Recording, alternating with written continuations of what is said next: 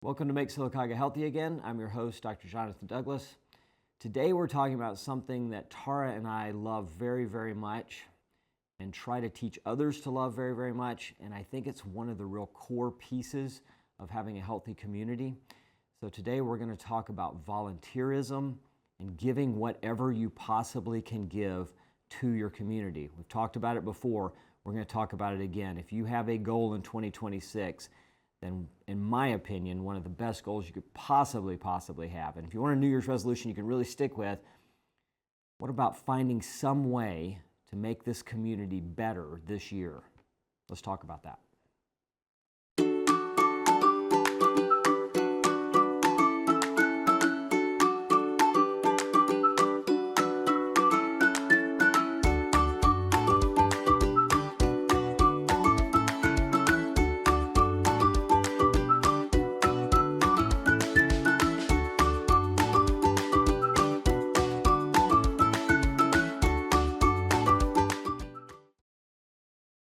There's a great song by Ella Fitzgerald called "Brighten the Corner Where You Are," and it talks about how people waste a lot of their life waiting on something giant that's going to happen, and it rarely does happen, when really the important thing in life is to find a way to brighten your little corner. And if every single person woke up every single day and thought, okay, I'm going to brighten my little corner, think how amazing our world would be. We would have a totally different situation.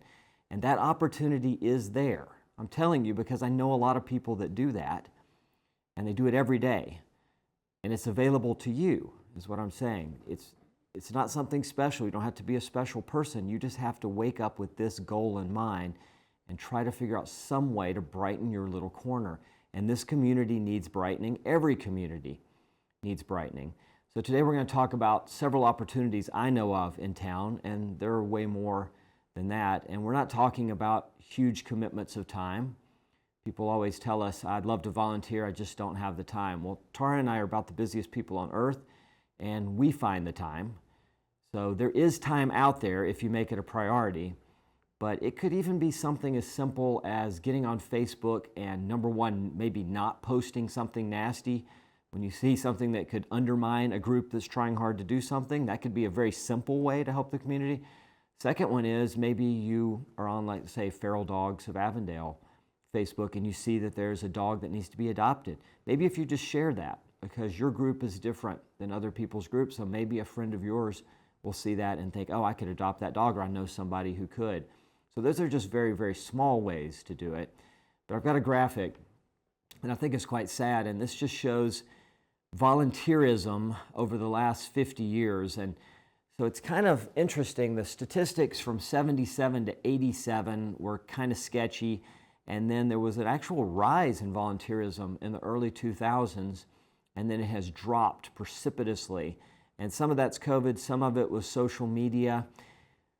But the problem with any kind of statistic like this is I don't think it really shows what's happening, because I know that Tara and I and Randy and everybody we work with, Joan, would not be a part of this graphic because what we do is never charted in any way. And I would imagine that in small communities, that's probably more likely than not, that you're not really seeing an accurate look at this. It might be worse.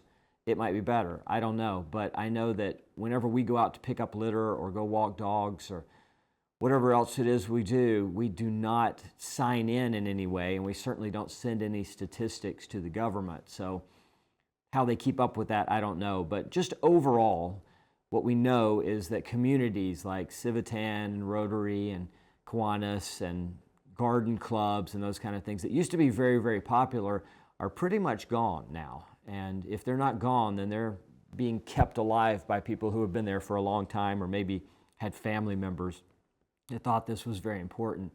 But those things are really, really vital to a small community because the government cannot supply all the things that are needed. And I'm going to use the Beautification Council as an example. So my wife Tara is the president of the Beautification Council, and she has grown this immensely. And so it can be as simple as joining the Beautification Council. And if you want to do that, you go to Facebook and find their page, and it's $25 a year. Where does that $25 go? It goes to a lot of things. It gets supplies for us to go out and clean up garden spaces around town, She's working very hard to get the state to allow us to put planters all along Broadway. She's going to have all kinds of plants that are there so that the downtown looks more amazing. There's actually talk within city government of the Beautification Council taking on more of a role in just the general cleanup of town. And so there are very, very simple things you could do, but we go out and pick up litter.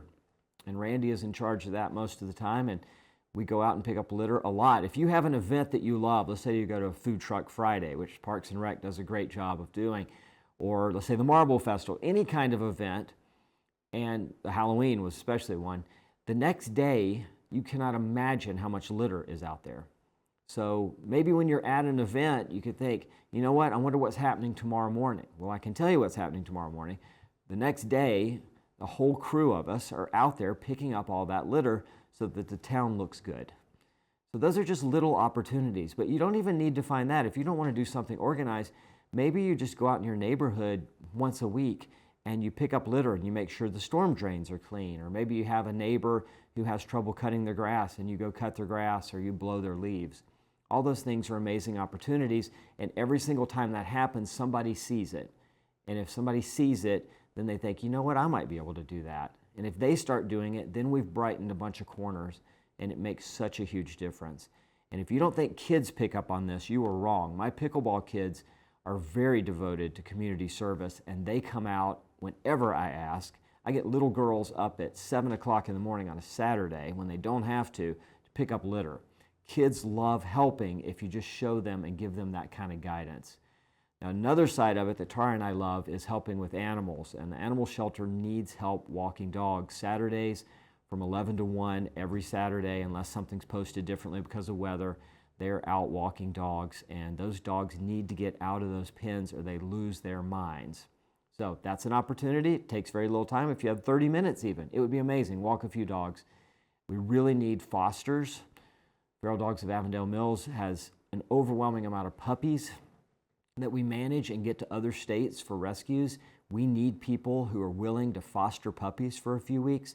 All the supplies are given to you. All you have to do is love them and take care of them and make sure that they're healthy for those few weeks, and then they go to rescue, and you just can't believe how much better you'll feel about yourself if you do something like that. Tara and I have had 103 puppies go through our house in the last 2 years, and every single one of them has found a home in other places, and they're living good lives.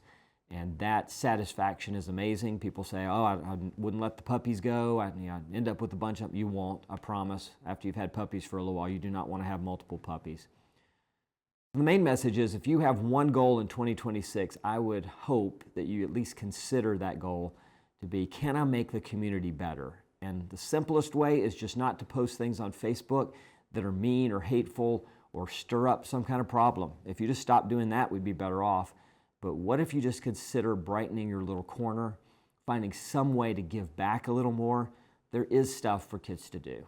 Kids can get out and help volunteer. They might not think it's fun in the beginning, but they will later. You can make a game of it.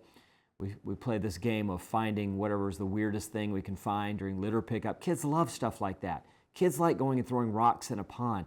So as long as you are interacting with them and you're giving them something that's a community-based thing to do, they will love it. They might not realize it and they might complain about it, but I guarantee they'll love it.